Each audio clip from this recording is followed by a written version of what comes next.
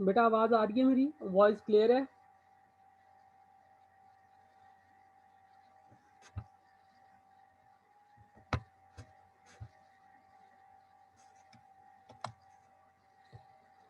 All right. अच्छा बेटा, तो हमारा जो नेक्स्ट मॉड्यूल है, जो नेक्स्ट मॉड्यूल के ऊपर हमने डिस्कशन करनी है, वो है single source shortest path.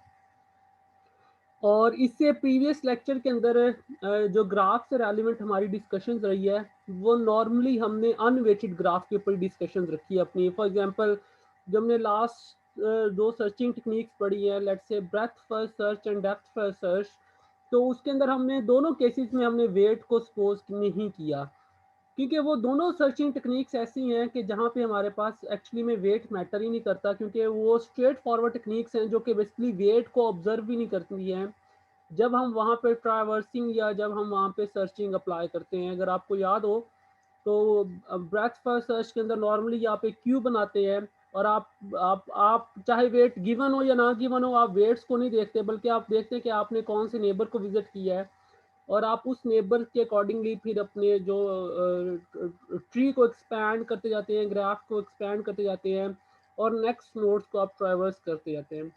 Similarly depth first search के अंदर आप स्टैक को यूज करते हैं फॉर विजिटिंग नोड्स या वर्टिसेस, और उसमें भी जो हमारे पास ग्राफ था वो अनवेटेड ग्राफ था, उसके ऊपर वेट गिवन नहीं था। बट जब हम किसी ग्राफ के ऊपर वेट पुट कर देते हैं, यानी उसके एजिस के ऊपर हम कोई रियल नंबर, कोई रियल वैल्यूज लिख देते हैं, तो फिर हम उस ग्राफ को बहुत सारी रियल वर्ल्ड एप्लीकेशन के अंदर यूज कर सकते हैं। जिसकी एक एग्जांपल जैसे हमारे पास रोड मैप है, और दूसरी एग्जांपल जैसे अगर हमने डाटा ट्रांसफर करना है, हमने डाटा कम्युनिकेशन करवानी है डिफरेंट नोड्स के दरमियान, तो वहां पे भी डेफिनेटली जो सिस्टम आपस में कनेक्टेड होंगे, वो थ्रू एजिस या थ्रू वो जो उनके लिंक्स होंगे, डेफिनेटली उन लिंक के ऊपर कोई ना कोई वेट आएगा। और वेट क्या हो सकता है, ये डिपेंड करता है कि हम किस चीज को रिप्रेजेंट कर रहे हैं। It may be a cost, it may be a bandwidth, या it may be a distance. तो जो हमारे पास वेट होता है वो डेफिनेटली वो किसी न किसी क्वांटिटी को रिप्रेजेंट कर रहा होता है।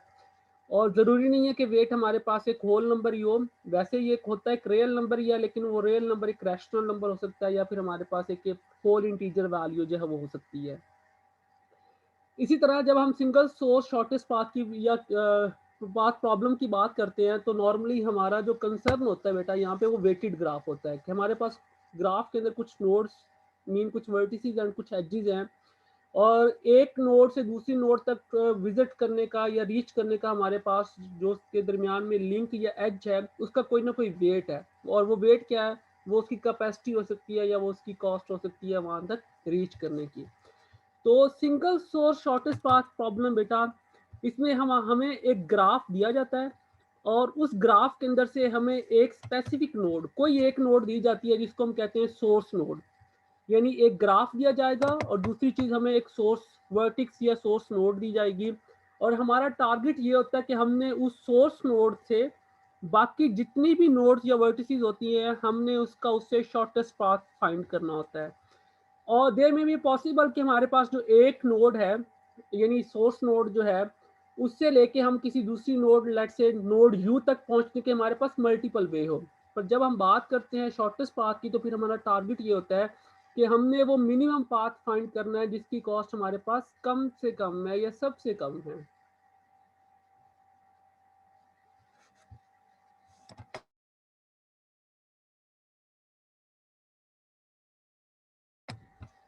जैसा कि आपके सामने ये ग्राफ एज एग्जांपल ड्रॉ किया गया है, और ये ग्राफ एक वेटेड डायरेक्टेड ग्राफ है, जिसमें आप एरो कीज देख सकते हैं जो कि डायरेक्शन को रिप्रेजेंट कर रही हैं, और हर एज के ऊपर बेसिकली कोई ना कोई वेट दिया गया है। फॉर एग्जांपल, अगर ये एक रूट मैप है, तो आप इसको डिस्टेंस कंसीडर कर सकते हैं। लेट्स से पॉइंट 0 से 2 तक जाने के आपके पास जो डिस्टेंस, जो आपके पास एज की कॉस्ट है, जो डिस्टेंस है वो 45 है। 0 से 1 तक 50 एंड 1 से 2 तक आपके पास जो कॉस्ट है वो 10 है। अब अगर आप यहाँ पे किसी एक नोड को as a source vertex, let's say अगर मैं जीरो को एज ए सोर्स वर्टिक्स यहाँ पे सपोज करूँ, तो जीरो से लेके बाकी तमाम नोड्स तक का पाथ फाइंड करने वाला जो प्रॉब्लम है बेटा, वो हमारे पास single source shortest path problem कहलाएगा, क्योंकि इसमें हमारे पास सोर्स एक ही है, और बाकी तमाम नोड हमारे पास टारगेट नोड है या डेस्टिनेशन नोड्स हैं। यानी हमने इस सोर्स से बाकी तमाम नोड्स तक का पाथ फाइंड करना है और सिर्फ पाथ फाइंड नहीं करना बल्कि हमने मिनिमम पाथ फाइंड करना है। तो फॉर एग्जांपल 0 से 3 तक का जो पाथ है वो 10 है, बट माइट बी मेरे पास कुछ और वेज भी हैं 0 से 3 तक रीच करने के, और पॉसिबल है कि वो शॉर्टेस्ट पाथ हो। अगर वो शॉर्टेस्ट पाथ हो तो मैं उन पाथ को कंसीडर करूंगा। इसी तरह 0 से 1 तक मेरे पास जाने का एक ही पाथ है, 0 से 2 तक जाने के मेरे पास मल्टीपल पाथ हैं, 0 से 4 तक जाने के मेरे पास मल्टीपल पाथ हैं, लाइक 0 1 2 4 एक पाथ है, 0 2 4 एक पाथ है, इसी तरह 0 3 4 एक पाथ है। तो हमारा टारगेट ये है कि हमने 0 से 4 तक का मिनिमम पाथ फाइंड करना है। इसी तरह बेटा देखिए 0 से 1 तक का पाथ है, 0 से 2 तक के मल्टीपल पाथ हैं, 0 से 3 तक के मल्टीपल पाथ हैं, 0 से 4 तक के मल्टीपल पाथ है, और 0 से 5 तक कोई पाथ नहीं है। क्योंकि अगर देखा जाए तो अगर आप किसी भी पाथ को कंसीडर करें तो कभी भी आप 5 तक रीच नहीं कर सकते, क्योंकि 5 का जो एरो है वो टूवर्ड 4 है, यानी 5 to 4 डायरेक्शन है, 4 to 5 डायरेक्शन नहीं है। तो ये बेसिकली आपके सामने एक कुछ पाथ कैलकुलेट करके दिए गए हैं toward source to every other vertex. Let's say 0 से 3 तक का जो पाथ है वो 10 है, और इसी तरह अगर आप 0 से 4 तक रीच करना चाह रहे हैं तो उसका कोई पाथ कैलकुलेट किया हुआ है। बेसिकली अगर आपने मिनिमम पाथ अगर आपके पास सिनेरियो ऐसा है, आपके पास कोई प्रॉपर सोल्यूशन नहीं है, तो फिर आप शॉर्टेस्ट पाथ कैसे फाइंड करेंगे? Definitely you come up with all the nodes and all the vertices, और आप जितने भी पॉसिबल पाथ होंगे आप उन सबको एडअप करेंगे, और एडअप करने के बाद आप फिर क्या करेंगे, आप एट द तमाम पाथ्स को आपस में कंपेयर करेंगे। ये ऐसे ही है जैसे मैं कहूँ कि यहाँ से आपने लाहौर जाना है, और नॉर्मली अगर आपने लाहौर जाना है तो लाहौर का डायरेक्ट पाथ नहीं है, बहुत सारे रूट्स निकलते हैं यहाँ से लाहौर जाने के लिए। लेट से एक रूट जो है वो थ्रू खानेवाल जाता है, एक मुल्तान जाता है, एक थ्रू लेट से हम हासिलपुर से जा सकते हैं। और हमारे पास जो जो डिस्टेंस गिवन है, अगर आप सपोज करें कि आप अब इसको as a graph problem study कर रहे हैं, तो हमारे पास डिस्टेंस कैसे गिवन होंगे?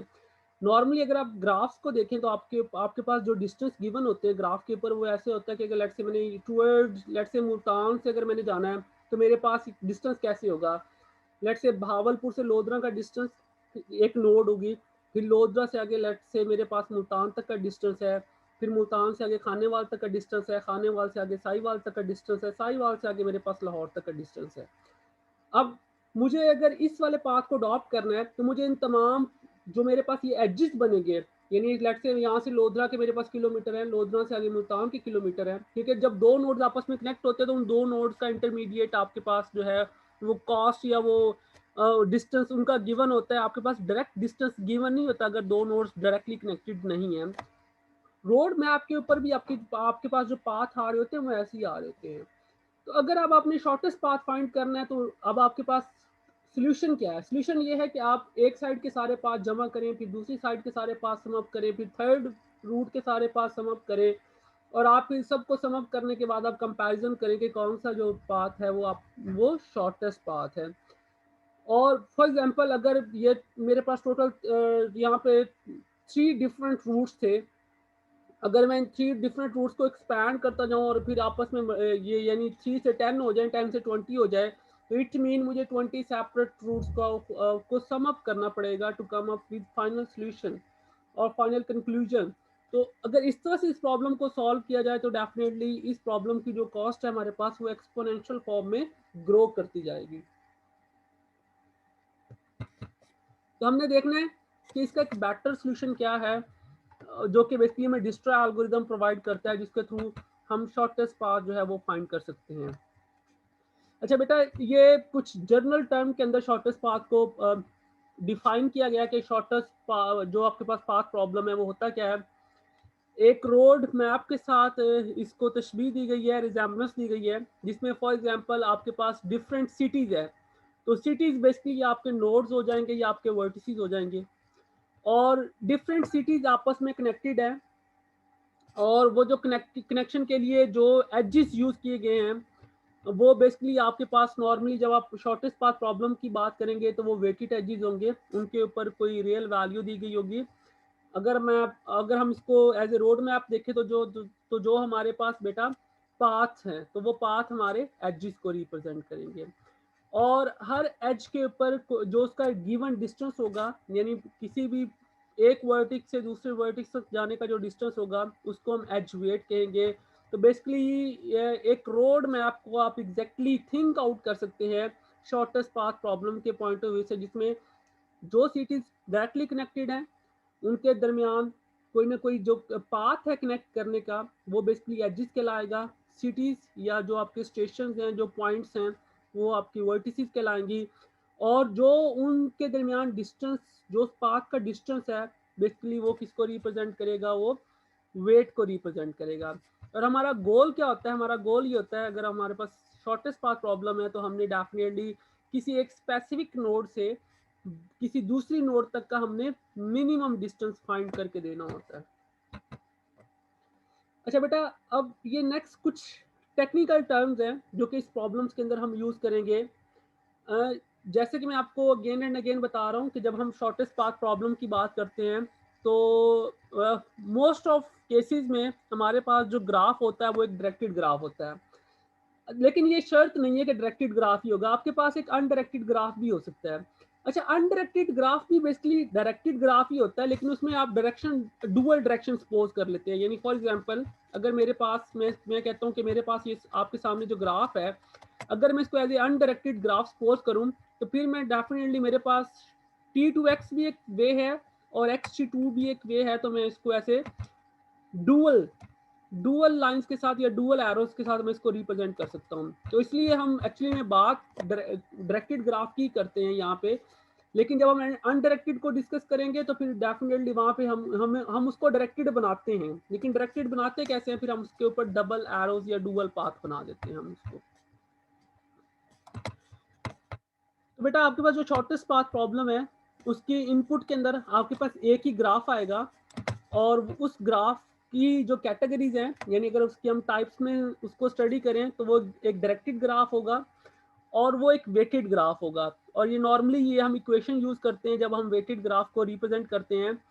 बेसिकली ये एक फंक्शन के थ्रू इसको रिप्रेजेंट किया गया है। ये 1-to-1 फंक्शन है। मैथ में अगर आपको फंक्शन की इंटरप्रिटेशन आती है तो फंक्शन का नाम w है, ई रिप्रेजेंट कर रहा है एज को, और एरो साइन और आर रिप्रेजेंट कर रहा है कि हर एज के ऊपर कोई ना कोई रियल वैल्यू है। तो अगर आप देखें इस ग्राफ के अंदर जितने भी एजेस हैं, हर एज का कोई ना कोई वेट है, और वो जो वेट है बेटा वो एक रियल वैल्यू है, एक रियल इंटीजर वैल्यू है बेसिकली। ठीक हो गया। ये हमारी शॉर्टेस्ट पाथ प्रॉब्लम है। हम इसका कोई भी वेरिएंट जब स्टडी करेंगे तो ये इनपुट के ऊपर हमारे पास एक ग्राफ आएगा, और उस ग्राफ के अंदर ये दो प्रॉपर्टीज लाजमी होनी चाहिए। और अगर अनडायरेक्टेड होगा तो आपने उसको खुद डायरेक्टेड बनाना है। कैसे डायरेक्टेड बनाना है वो मैंने आपको अभी प्रोसीजर उसका बता दिया है। अच्छा बेटा, सेकंड टर्म है हमारे पास weight of path. Weight of path क्या है? फॉर एग्जांपल, लेट्स से मेरे पास एक पाथ बन रहा है ये 039। ठीक हो गया। अब इस पाथ के अंदर मेरे पास लेट्स से 3 वर्टिसेस हैं। कौन कौन सी वर्टिसेस हैं? ये मेरे पास 0 वर्टिस है, या एस वर्टिस कह लें आप इसको, बेसिकली एस वर्टिस है, ये मेरे पास टी वर्टिस है, और ये मेरे पास एक्स वर्टिस है। अब अगर मुझे x टू x का पाथ फाइंड करना है तो ये मैं पाथ कैसे फाइंड कर सकता हूँ? 3 + 6, यानी s टू x तक का जो पाथ है, यानी s से 3 तक का पाथ जो है वो 3 है, और t से x तक का जो पाथ है वो जो पाथ है जो उसका वेट है वो 6 है। तो s टू x तक का जो टोटल पाथ है मेरे पास, तो बेटा कितना आ जाएगा? वो 9 आ जाएगा। तो ये बेटा किसी भी ग्राफ के अंदर मल्टीपल पाथ होते हैं। जैसे कि अगर आप इस ग्राफ में देखें तो इसके अंदर बहुत सारे पाथ बन सकते हैं। डिफरेंट नोड्स के दरमियान अगर आपने पाथ कैलकुलेट, फॉर एग्जांपल अगर मैं कहूँ कि 0 और 11 के दरमियान कितने पाथ हैं, तो माइट बी 3 to 4 पाथ जो है वो 0 to 11 के बन जाएंगे। और हर पाथ का अपना वेट होता है, हर पाथ का अपना वेट होगा। फॉर एग्जांपल 0 to 11 का एक पाथ मेरे पास बन रहा है 0 S T X and Z, और अगर मैं इसके अकॉर्डिंग देखूं तो मेरे पास जो वेट ऑफ पाथ आ रहा है वो कितना आ रहा है? 3 + 6 9 एंड 9 + 2 11। अच्छा, मेरे पास एक और पाथ भी आ रहा है S to Z का। वो पाथ क्या है बेटा? मेरे पास S Y एंड Z। और अगर मैं इस पाथ का मैं टोटल वेट देखूं तो मेरे पास वो वेट कैसे कैलकुलेट होगा, मुझे 5 और 6 को सम अप करना पड़ेगा। तो 5 + 6 मेरे पास यहाँ पे अगेन जो कॉस्ट आ जाएगी वो 11 आ जाएगी। और मेरे पास इस तरह एक और पाथ भी है S to Z का, वो कौन सा है, लेट्स से 0 3 3 के बाद में किधर आऊंगा मैं, 0 T के बाद में आऊंगा Y के ऊपर और Y से फिर Z के ऊपर। और इसका वेट ऑफ पाथ क्या होगा मेरे पास, अगर मैं इस पाथ को पिक करता हूं तो S से T मेरे पास 3 है बेटा, देन T to Y मेरे पास 2, टोटल मेरे पास ये 5 हो जाएगा। और फिर 5 यानी Y to Z मेरे पास अगेन ये 11 हो जाएगा। इस तरह देयर में भी सम अदर पाथ। तो किसी भी जो पाथ का टोटल वेट होता है वो क्या होता है बेटा, जितने भी एजेस आएंगे उस पाथ के अंदर आपने उन तमाम एजेस को सम अप करना होता है। तो तमाम एजेस का समेशन जो है आपके पास वो उस पाथ का वेट कहलाता है। अब अगर इसकी टेक्निकल डेफिनेशन देखें तो वेट ऑफ पाथ को हम किससे रिप्रेजेंट करते हैं, W ऑफ P से। और इसकी मैथमेटिकल इक्वेशन क्या आ जाएगी बेटा, समेशन ऑफ W के अंदर फिर हमारे पास देखिए कॉमा, ये जो स्मॉल ब्रैकेट्स हैं इसके अंदर हमारे पास दो वर्टिसेस हैं। बेसिकली जो दो वर्टिसेस को आप कनेक्ट कर रहे हैं, लेट्स से अगर मैं S और Z को आपस में कनेक्ट कर रहा हूं तो मुझे क्या करना है, V ऑफ I - 1 से लेके V ऑफ I तक उसका क्या करना है बेटा, मुझे सारे के सारा उसका एजेस के ऊपर डिस्टेंस कैलकुलेट करना है। और यहाँ पे जो I की वैल्यू है 1 से लेके K तक है। और ये K क्या है बेटा, हमारे पास उस रास्ते के अंदर जितने हमारे पास टोटल नंबर ऑफ एजेस आएंगे। मेरे ख्याल में जो इसकी मैंने पहले आपको एग्जाम्पल के साथ इंटरप्रिटेशन किया है ये उसी की मैथ है, अब आपको ये समझ आ जानी चाहिए। तो जैसे कि हमने अभी एक एग्जाम्पल पिक की है S से Z की, और हमने देखा कि मल्टीपल पाथ जो है वो S ऑफ Z की तरफ तक रीच करते हैं। बट हमारा टारगेट क्या होगा बेटा, हमने शॉर्टेस्ट पाथ फाइंड करना है। तो shortest path weight from U to V अगर हम फाइंड करेंगे तो बेसिकली इसकी जो मैथमेटिकल इक्वेशन बनेगी वो आपके पास कुछ यूं बनेगी। इन टर्म को केयरफुली देख लें क्योंकि अब आगे नेक्स्ट स्लाइड्स में इन टर्म में अगेन एंड अगेन यूज होना है। ये बेटा हमारे पास सिंबल है, इसको नॉर्मली मैथ के अंदर में भी सिग्मा कॉल करते हैं, sigma U and V। Sigma ये U ऑफ V क्या है, ये वो दो नोड्स को रिप्रेजेंट कर रही है जिनके दरमियान हमने एक्चुअली में पाथ क्या कंप्यूट करना है। लेट्स से अगर ये S और X, अगर मैंने X और X के दरमियान पाथ कंप्यूट करना है तो U मेरा क्या हो जाएगा बेटा, S हो जाएगा, और V क्या हो जाएगा मेरे पास, X हो जाएगा। तो हमने ये कैसे फाइंड करना है शॉर्टेस्ट पाथ, या हमने इसको कैसे रिप्रेजेंट करना है, सॉरी फाइंड करना नहीं है, बेसिकली इसकी प्रेजेंटेशन है कि देयर में भी मल्टीपल पाथ, लेकिन हम उसमें से कौन सा पाथ पिक करेंगे जो बेटा W ऑफ P होगा। अगर आप W ऑफ P देखें तो ये वेट ऑफ पाथ को रिप्रेजेंट कर रहा है, यानी वो वेट ऑफ पाथ अगर आप इसके स्टार्ट में देखें तो मिनिमम का वर्ड टर्म अटैच है, W of P from U to V। बेटा ये जो आपके पास टेढ़ी मेढ़ी एरो आ रही है इसको हम रिप्रेजेंट करते हैं, इसको हम पाथ के लिए रिप्रेजेंट करेंगे, ये पाथ को रिप्रेजेंट करेगा। U path V if there exists a path from U to V, यानी मल्टीपल पाथ हो सकते हैं आपके U to V के, बट आपने उनमें से कौन सा पिक करना है, minimum, if they are connected. और अगर वो कनेक्टेड नहीं होंगे तो वो पाथ बेटा फिर क्या हो जाएगा, वो इन्फिनिटी हो जाएगा।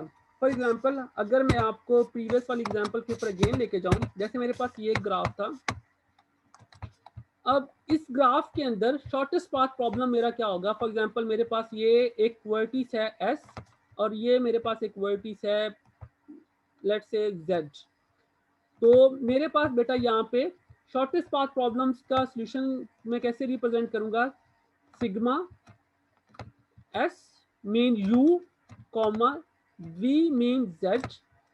अब मैंने multiple W of P calculate किए होंगे। अब W ऑफ P कैलकुलेट कैसे होगा ये हम इसके एल्गोरिथम्स देखेंगे आगे जाके। मेरे पास मल्टीपल W ऑफ P हो सकते हैं। फॉर एग्जांपल मेरे पास एक W ऑफ P क्या है बेटा, एक मेरे पास W ऑफ P है जिसमें मैंने इस वाले पाथ को अडॉप्ट किया, यानी 50 + 10 यानी कि 60। एक W ऑफ P मेरे पास 60 है। इसी तरह एक और W ऑफ P मेरे पास हो सकता है, लेट्स से ये डायरेक्टली आपस में कनेक्टेड हैं, जैसे कि देखें ये S डायरेक्टली G से कनेक्टेड है और उसकी कॉस्ट 45 है, तो मेरे पास ये कॉस्ट इसकी आ जाएगी 45। क्या कोई और पाथ है जो आपस में कनेक्ट कर रहे हैं इनको, यस। अगर आप देखें तो 0, 0 से 3, 3 से फिर आप कहाँ जा सकते हैं, आप 4 के ऊपर, और 4 से फिर आप जा सकते हैं अगेन Z के ऊपर। तो अगर आप इसका W ऑफ P कैलकुलेट करें तो इसका W ऑफ P क्या आएगा हमारे पास, इसका जो W ऑफ P आएगा बेटा हमारे पास वो 10, इसकी कॉस्ट आ जाएगी 10 प्लस 15 25 एंड 25 प्लस हमारे पास 35, तो ये हमारे पास ये 60 बन जाएगा। तो इसकी कॉस्ट भी बेटा हमारे पास क्या आ जाएगी, 60 ही आ जाएगी। ठीक हो गया। अब माइट भी कोई और पाथ भी हो, लेट्स से कोई और पाथ भी है। अब हमने यहाँ से क्या पिक करना है, हमने यहाँ से मिनिमम पिक करना है। तो मिनिमम पाथ कौन सा आ रहा है बेटा हमारे पास, मिनिमम पाथ लेट्स से 45 आ रहा है। तो sigma S comma G is equal to 45, और ये आपस में कनेक्टेड है। ठीक हो गया। अब लेट्स से मेरे पास एक नोड ये है टी, और मैंने sigma of S T find करना है। अगर मैं सिग्मा ऑफ एस टी बेटा फाइंड करूंगा तो बेटा इसका आंसर क्या आएगा, इसका आंसर आएगा मेरे पास इन्फिनिटी, क्योंकि आप कभी भी एस से टी तक रीच नहीं कर सकते। There is no path between S to T. अगर आप देखें तो टी जो है उस तक पहुंचने का कोई रास्ता नहीं है। आप चाहे जो भी पाथ पिक करेंगे आप कभी भी टी तक रीच नहीं कर सकेंगे। तो इसकी कॉस्ट आपके पास बेटा क्या आ जाएगी, इन्फिनिटी आ जाएगी। बेटा सेशन एंड होने वाला, आपको मैं डिस्कनेक्ट कर रहा हूँ, आप दोबारा कनेक्ट कर लें इसको, फिर हम वहीं से स्टार्ट करते हैं।